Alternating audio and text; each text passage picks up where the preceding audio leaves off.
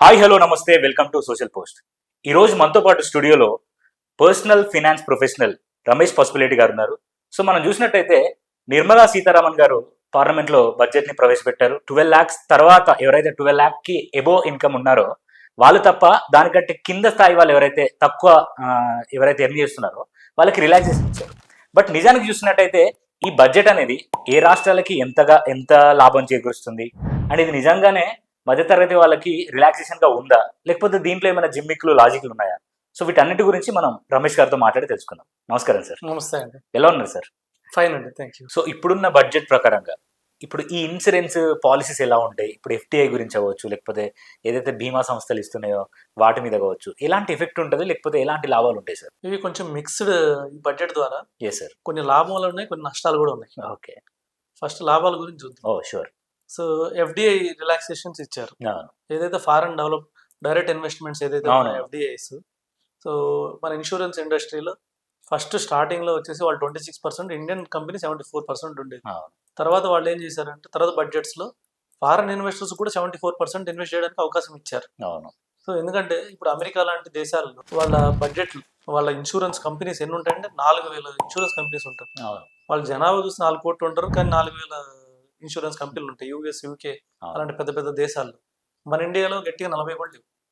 So అప్పుడు ఏమవుతుందంటే తక్కువ ఇన్సూరెన్స్ కంపెనీ ఉండడం వల్ల ఆప్షన్స్ తక్కువ ఉంటాయి. సో కావాల్సిన మనకి ఇప్పుడు ఎవరైనా ఇన్సూరెన్స్ ప్లాన్ కొనాలంటే ఆప్షన్స్ తక్కువ ఉంటాయి. ఓకే. ప్లస్ ఏంటంటే కాంపిటీషన్ తక్కువ ఉండడం వల్ల కంపెనీలు ఎక్కువ ప్రాఫిట్ చూసుకునే అవకాశం ఉంది. కస్టమర్ కి ప్రాఫిట్ తగ్గించి వాళ్ళు కొద్దిగా ప్రాఫిట్ ఎక్కువ తీసుకునే అవకాశం ఉంది.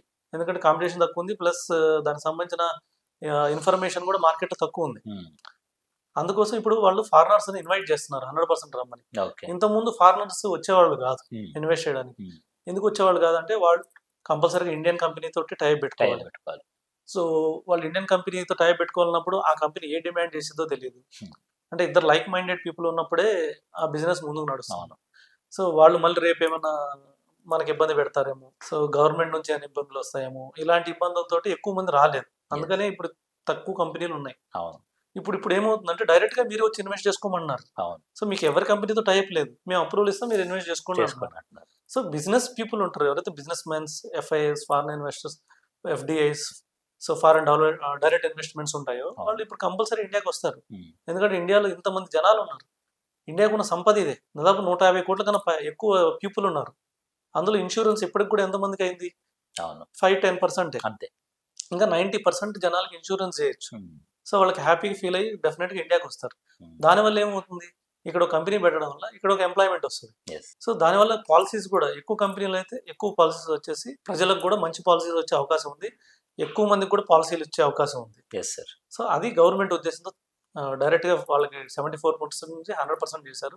అది చాలా మంచి విషయం. సో నెగిటివ్ న్యూస్ ఏంటంటే ఇప్పుడు దాకా యూలిప్లని చాలా మంది ఇన్వెస్ట్ చేస్తున్నారు, యూనిట్ లింక్డ్ ఇన్సూరెన్స్ ప్లాన్స్. ఇది యాక్చువల్గా ఏంటంటే combination of insurance and mutual funds. ఇది ఇన్సూరెన్స్ ప్లస్ మ్యూచువల్ ఫండ్ కలిపితే మామూలుగా యూలిప్లు అంటారు. Insurance plus mutual fund ULIP అయింది. యూనిట్ లింక్డ్ ఇన్సూరెన్స్ ప్లాన్ అంటారు. యూనిట్ లింక్డ్ అంటే మార్కెట్లోనే ఇన్వెస్ట్ చేస్తారు. ఒక ఫండ్లో ఇన్వెస్ట్ చేస్తారు. లాంగ్ రన్లో ఆ ఫండ్ అప్రిసియేషన్తో పాటు కవరేజ్ ఉంటుంది. ఇంతకుముందు దీన్ని మిస్సెల్లింగ్ జరిగేది. సో ఈ రీసెంట్గానే నిర్మలా సీతారామన్ బ్యాంక్స్ కూడా కొద్దిగా వార్నింగ్ ఇచ్చారు, మిస్సెల్లింగ్ చేయొద్దు ఇన్సూరెన్స్ అని. ఇప్పుడు ఈ మిస్సెల్లింగ్ ఉండకూడదు అని. వాళ్ళు ఇంతకుముందు ఏం చెప్పేవాళ్ళు, మీకు ట్యాక్స్ ఫ్రీ ఇన్వెస్ట్మెంట్, మీకు 12% వస్తుంది, అంత వస్తుంది, ఇంత వస్తుంది, ప్లస్ ట్యాక్స్ ఫ్రీ. మీరు మ్యూచువల్ ఫండ్లో పోతే క్యాపిటల్ గెయిన్ ట్యాక్స్ కట్టాలి. మ్యూచువల్ ఫండ్కి పోతే మీరు 1 lakh ట్యాక్స్, 1 lakh ప్రాఫిట్ దాటితే మీకు 10% ట్యాక్స్ కట్టాలి. లాస్ట్ ఇయర్ బడ్జెట్లో ఇప్పుడు 12.5% అయింది. ఇప్పుడు 1,25,000 దాటితే 12.5% ట్యాక్స్ కట్టాల్సి వచ్చేది. సో ఇలాంటివన్నీ భయపెట్టి కొద్దిగా యూలిప్ వైపు టర్న్ చేసేవాళ్ళు. ఇప్పుడు ఏంటంటే యూలిప్కి ఓన్లీ ఇన్వెస్ట్మెంట్ గానే అమ్మాలి, ట్యాక్స్ ఫ్రీ ఇన్వెస్ట్మెంట్ గా అమ్మకూడదు.